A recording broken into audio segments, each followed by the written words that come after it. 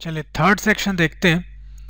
Diagonals AC and BD of a trapezium ABCD with AB parallel to DC intersect each other at point O. Again question में figure given नहीं है, मैंने पहले से बना के रखा हुआ, आप देख सकते हैं। There is a trapezium ABCD in which AB is parallel to DC and the diagonals DB and AC are intersecting each other at point O. Now, using a similarity criterion for two triangles, show that OA upon OC, आप देख सकते हैं OA upon OC is equal to OB upon OD। ये OB upon OD ये हमको show करना है। Question ठीक है, बहुत डिफिकल्ट नहीं है वैसे। चलिए ध्यान से देखिए। सबसे पहली बात तो ये कि we are given a trapezium ABCD, लिख देते हैं in trapezium ABCD AB is parallel to DC, ये आपको गिवन है। Now if AB is parallel to DC, तो आप देख सकते हैं DB as well as AC दोनों ट्रांसवर्सल के जैसे एक्ट कर रहे हैं, है ना। Since AB is parallel to DC, therefore AC as well as DB acts as transversal। और अगर AC ट्रांसवर्सल है तो ये जो एंगल है, एंगल BAO बोल लीजिए, और ये एंगल DOC या OCD जो भी बोल लीजिए, ये दोनों एंगल भी सेम होंगे। Why? Because they form a pair of alternate interior angle. Now similarly DB जो है वो भी एक ट्रांसवर्सल जैसा बिहेव कर रहा है, तो उस वजह से ये एंगल और ये एंगल ये भी आपस में सेम होंगे।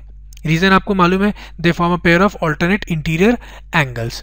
फाइनली एंगल AOB ये जो एंगल है ना, और ये अंदर जो एंगल बन रहा है एंगल DOC ये भी आपस में सेम होंगे, क्योंकि ये लोग वर्टिकली ऑपोजिट एंगल है। तो अगर आप देखें ट्रायंगल AOB और ट्रायंगल DOC को, तो दोनों ट्रायंगल में ऊपर जो छोटा सा ट्रायंगल है और ये जो ट्रायंगल है, इन दोनों ट्रायंगल में हमने तीनों एंगल को सेम कर लिया। मतलब this angle is same with this one, है ना, and this angle B is same with angle D, and ये तो वर्टिकली ऑपोजिट एंगल है। तो AAA सिमिलरिटी क्राइटेरियन से हम इन दोनों को सिमिलर प्रूफ कर सकते हैं। और फाइनली आपको ये भी मिल जाएगा जो आपको शो करना है।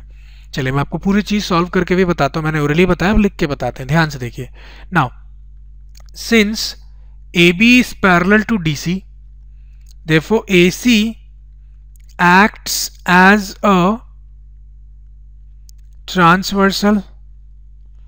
नाउ अगर वो ट्रांसवर्सल है तो एंगल BAC, थोड़ा ठीक से लिख देते हैं, एंगल BAC, ये एंगल BAC ये पूरा है ना, is equal to angle DCA, this one DCA।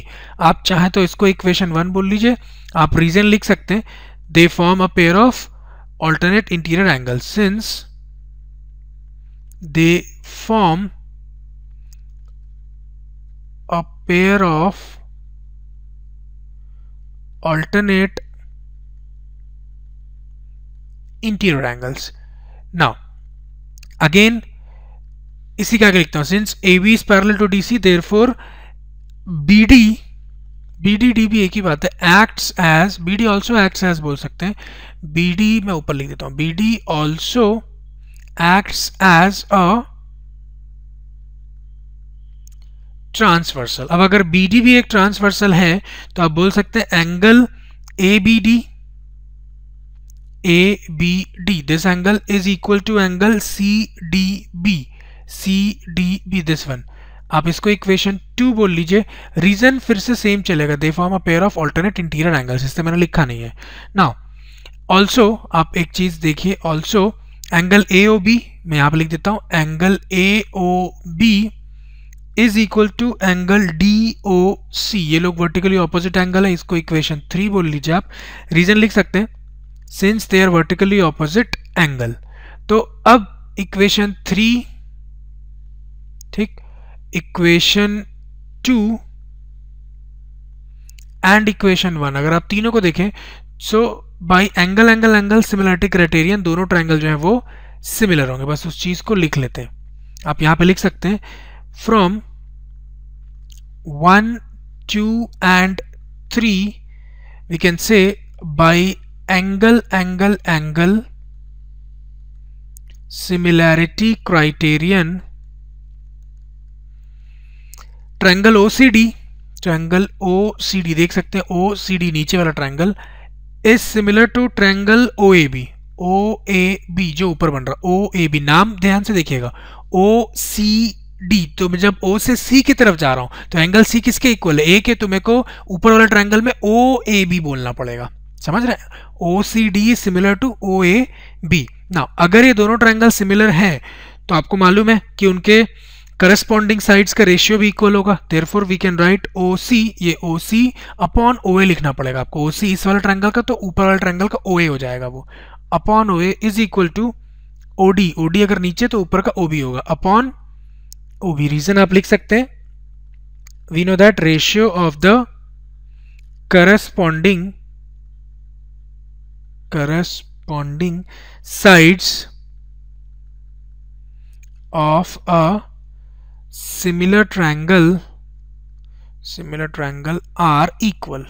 ये उसका रीजन, आप सेंस करके भी लिख सकते हैं। तो अगर आप देखें जो आपको प्रूफ करना है, क्वेश्चन पे ध्यान से देखिए, जो आपको प्रूफ करना है और जो आपको मिला ये दोनों एक दूसरे के रेसिप्रोकल है। तो एक काम करते हैं, जो हमको मिला इसका रेसिप्रोकल कर लीजिए। जब आप इसका रेसिप्रोकल करेंगे तो फाइनली आपको यही मिल जाएगा जो आप क्वेश्चन में शो करना। देख सकते हैं आप, OA न्यूमरेटर है, यहाँ OA डिनोमिनेटर है, OC डिनोमिनेटर तो यहाँ OC न्यूमरेटर है। बस आपको सिंपली इसको रेशियो लेना है। इसको लिख सकता हूँ मैं, which implies OA upon OC is equal to OB upon OD। मैंने LHS RHS दोनों का रेसिप्रोकल कर दिया, तो आपको फाइनली वो मिल गया जो हमको प्रूफ करना था, हेंस प्रूव्ड, एक्चुअली शो करना था। ठीक है, so this completes our solution. Let us move on to fourth question of the exercise. Thanks for watching. We'd love for you to subscribe to our channel.